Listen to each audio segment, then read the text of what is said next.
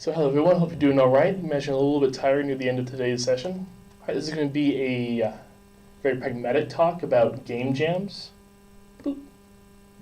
And about interspersed with a little bit of intersectional queer commentary. All right, so today we're going to cover what is a game jam, what is ILU jam in particular, what is Atari, the game I made out of the game jam, who worked on the game. We'll talk about it really quickly, valuable tools I found in the process of doing game jams, strategic takeaways in the process of running a game jam, tactical takeaways, where you can get the game, and how you can reach out to me later. Okay? All right, so what is a game jam? The core idea is that you create an entire game from scratch in a set period of time. A great example is Ludum Dare, which I'm sure I'm mispronouncing. It's an example of a usually 24-hour to 72-hour session, usually a weekend, in which one or more people get together and make an entire game from scratch. All right? Another example is escaping me as the ILU jam we'll talk about in a second. We're actually in the middle of the one-bit, one-click clicker game jam right now. We make an entire game with a particular creative constraint. In this case, all the graphics are supposed to be one bit, and it's the clicker genre. Other ones like Ludum Dare are usually much more open in terms of genre. Okay, this jam in particular I'll be talking about is ILU Jam, International Love Ultimatum Jam, created by AM Cosmos. See your information right there. It first ran in 2015. Usually has a theme of love, romance, things along those lines. Usually has a lot of visual novels and other games with a kind of romance route involved. All right. So now, ILU Jam in particular appealed to me because I want to do things related to romance, love, getting better in touch with my own feelings, and learning how to better connect with people. So it seemed very on topic for where I was at that time in life. All right, so what is Atari in particular, besides an awesome game? All right, it's a game about growing up as a queer furry on the 90s internet. All right, it's a visual novel, which means a lot of reading, in this case, dialogue choices in response. And it's going to have an all-queer, all-furry cast of characters. That is not anthropomorphic characters, but rather people in the furry community. And one thing emphasized identities, embracing them, talked about loneliness in the setting, losing touch with people, and let's mention queer identities in particular. And let me know if I'm talking a little too fast. I tend to do that. Okay, so that's me. I'm not literally a fox, but I do actually have a plushie of a Chespin that large. And it's freaking adorable. All right, so I was contributed as the producer, director, programmer for the game. I ended up not writing, which we'll get back to later. And there's my domain. Also definitely available on slides online later. We're going to breeze through them right now. I think set my timer. Oops. Okay, Ellen McGrody, another writer. Some great stuff. She has a Patreon as well. Find her at ellen.zone. She did writing for Robin's Route. We have Lane Farlight, another good queer writer. She wrote for Donnie's Route and Pixel's Route. I'll talk more about a little bit them later. We have Emily E. Mio on music and sound design. She does some great lo-fi lo-fi music video style work. Not music video, video game music style. Roy Francis on the character art. So if you find Pixel entirely too adorable, it's all his fault. All right. And Ariel Grimes, the game developer who did all the UI design art for the game. He has a wonderful retro style. Okay, so I'll talk about some tools right quick, things I found absolutely invaluable to the making an entire game in just 30 days, as we did for ILU Jam. All right, so we had, oh, I'm not talking close enough to the mic, my bad. Okay, so Slack. That similar tools like HipChat, other things, absolutely invaluable, because in this case, our team was divided between it's like 3 different time zones. They were from here in California to where I am over on the East Coast. Folks in Canada as well. It's absolutely invaluable having a kind of synchronous stuff. So I never could have gotten this game together without finding folks to team up with on, in this case, Twitter. Though finding folks locally is also a own huge advantage. Let's see. I found it very useful to have different kinds of channels, keeping our talk in one space, keeping writing talk in another space, so on and so forth. And given how often queer people will be working 2 jobs, or otherwise very busy, or just having to manage many different things, that kind of asynchronous communication is absolutely invaluable. Something you probably want to use even if you have a local team, just because people get busy, work jobs at different times, so on and so forth. One downside is that it can be an incredible distraction, so you need to feel entirely free to just turn off Slack or other instant messengers for hours at a time if you need to actually get your focused work done. That's something, it's a little bit of self-care there, making sure you have time to yourself, and it's absolutely invaluable when it comes to avoiding burnout or disaffection with the work. All right, so Dropbox, absolutely valuable again. Other similar file tools like Box, anything that lets you share files, because you're going to be working with a lot of files when it comes to a game. Especially if a visual novel or some art assets and multiple code files and scripts, design documents, whatnot to track and keep in sync. So Dropbox, Google Doc is also useful. All right, and we also make sure you always keep backups, not just on Dropbox, but local backups, offline backups if something happens. Make sure everyone has backups and keeping track of changes, because definitely things will change a lot, especially in this kind of a small time frame. You might find out that somebody had a totally different idea what you were going to do, or totally off track, or they seem to have made some huge mistake halfway through. So definitely important to track your changes if you can get like the Dropbox upgrade. Similarly, there's GitHub or GitLab, other similar services, Mercurial. Version control is absolutely essential when it comes to team project management. I won't go into length on that, but definitely check out version control in one capacity or another for projects you're working on. All right, and with one particular tool, RenPy, is what I use for Anthotari. I know at least one other game project maker here uses RenPy in the room. I won't call them out, but absolutely excellent for the project at hand. We looked at things like Pico 8 turned out to be too small. A lot of folks might want to use Unity instead if they're more familiar with that. I know it has visual novel tools for that built in. We passed on that just because I didn't know Unity at all. And that unfamiliar of a tool would have been a terrible idea for a game jam. I wasn't trying to learn a tool as part of the game jam. But it's definitely one huge thing to do in the game jam is try to use tools that are familiar as possible. So you can focus on, rather than learning the tool part, learn the actual game development part. All right, looking for time. This is a surprisingly big thing. There's a lot of labor involved in game development, surprising amount of emotional labor involved. And one thing about your teammates is that, if at all possible, try and pay them for the work. It will, free labor, especially if it's someone you don't really know very well, is going to very well be flaky, not turn up, or be much lower quality than you expect. And the more skilled folks who could be contributing are going to be filtered out if they can't be paid, simply because they have bills to pay. And here in the queer community in particular, a lot of us are running on shoestring budgets, or virtually no budget at all. And anything you can do, crowdsource, borrow from friends, family, anything you can do to help pay other people's bills. There's a lot to pay forward, and helps pay for that emotional labor, and labor goes into the game project. So it's a great way to pull in folks who are much more adept than you. It feels good to support people financially if you possibly can. And C, definitely has to involve a contract one way or another. Even in a free game, one where everyone's working for their own labor, you want to make sure there's arrangement describing how, where the game rights go. Because if you have 5 different people working on a game, what happens if someone wants to sell the game, or someone no longer wants to work on the game, wants to get all of their work back?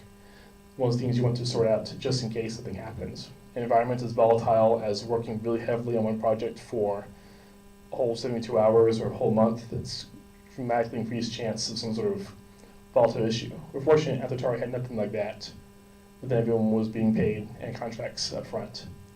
One thing regarding payment is that it's always easier to reduce your scope before your budget, and having a dollar figure next to work to be done does a lot to help one limit one's expectations and scope for a project.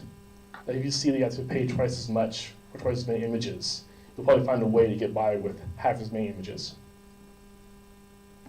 Okay, and one thing mostly relevant to visual novels or other games with lots of dialogue or other writing is make sure you write as much as possible up front. This is something that's still biting us in the posterior. Months later, we're still continuing to work on the game after the jam. It's not having more set up outline-wise. We've definitely gotten some better art, layout, better planning, whatnot. If we'd done probably nothing but scripting, work on that for, say, the first week or the first quarter, whatever time frame you have, right? So one thing I found too, especially the outlining process, this is something you probably want to do even in a non-writing game. It gives the whole overall user experience laid out beforehand. Okay. Art and audio. Let's see, development, detailed direction. You have to remember the other person cannot read your mind, has a much less firm idea in their head of what you might imagine. At the same time, it has to be balanced against room for interpretation. After all, the person you're commissioning for other work is probably much better at what they do, that specialization, than you are. They may well surprise you with innovations, particulars, ideas, whatnot. Let's see. Both in mind too, cognitive slack, there's the same idea of just leaving room for the other people, leaving your ego especially, for the people to bring things to the table you may not have thought to include, or might have otherwise left out if not for their ideas. So let's see, budget for more art, always over budget. Expect to spend twice as much as you're going to actually spend, just like time or money. Let's see, user interface stuff. This is very easy to get wrong in context of a game jam because you're looking at the same thing over and over and over. So it's even if you only have 24 hours for a game, definitely try and find folks, friends, roommates, what have you, random people on the internet who can give your game a quick run through and look for any sort of obvious, in retrospect, errors. All right. Funny thing about, I know Christine Love talks about this in her visual novel talk, about the recursive relationship between the game interface and the rest of the game. Both what you have to work with visually, the interface-wise, can do a lot to shape the actual game experience. Not just in terms of experience, but content, expectations for the game, experience, whatnot. And in turn, everything else is going to shape the interface. So definitely be ready to go back and forth, shaping one, and as you learn from that, shape the other, and vice versa. How am I doing for time? Okay. All right, so motivation is really important in context of game jams, so you don't have very much time to feel inspiration or get back on the horse if you fall off. So external accountability is a huge help. One thing I did was post a lot on social media telling people I was going to be working on this game jam, so they'd be expecting it. I actually submitted post-mortem events to things, local game events, before we actually started the jam. So that was totally on the hook to actually make a game, because it's kind of hard to post-mortem if there's no game. All right, regular screenshots from work in progress. We'll get often a surprising amount of positive feedback, which can be a huge boost. I actually have a little label in Gmail called Praise, where I put emails that make me happy in that folder, I'm feeling bad or worn out or whatnot. I can go back and revisit those. All right, and of course, paying contractors, because there's a sunk cost fallacy. We tend to, if we invest in something, we get further invested in seeing that investment pay out. And nothing like paying half up front to a contractor to make yourself really want to get the whole game done, to make it worth paying someone for that work. So you can actually use that kind of investment, the kind of sunk cost fallacy to your advantage by setting yourself up for that. All right, you want to work on small wins, you want to focus on things you can control. For example, I don't worry so much about finishing a chapter as I do putting in a certain number of hours writing or writing a certain number of words a day, because I can control how much time I spend on something or the number of words I get out. And great thing I find is the Pomodoro technique. You can just Google for Pomodoro technique. It's a time blocking technique that quantizes your working time. I find it incredibly motivational, helps a lot with focus, and makes it much easier to just keep going in a way that working without a time tracking structure would not. It's very important to remember, of course, the classic, great work is never finished, only abandoned, or in the case of game jams, you run out of time, and you're never going to feel ready to release your game, which is one reason why game jams can be so useful, especially for bootstrapping larger projects, and that you have to have a release by a certain time date, regardless of your own preference. Right? And it's definitely, if you're feeling really bad about your game, I feel like you're really far behind, just remember you can always add more later. If you wanted to get Athatari done within a month, we end up with that nearly enough content for that, so we just made a demo. It worked out perfectly so far.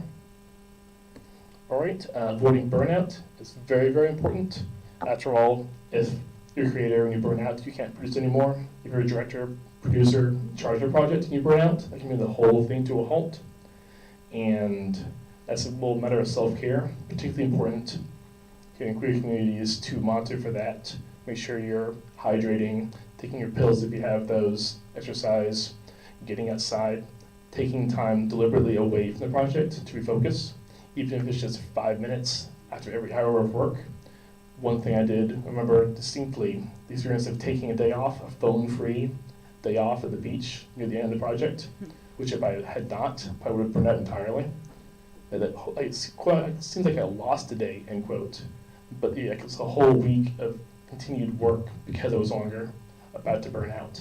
So a little bit of investment in self-care is absolutely essential, more so even than usual.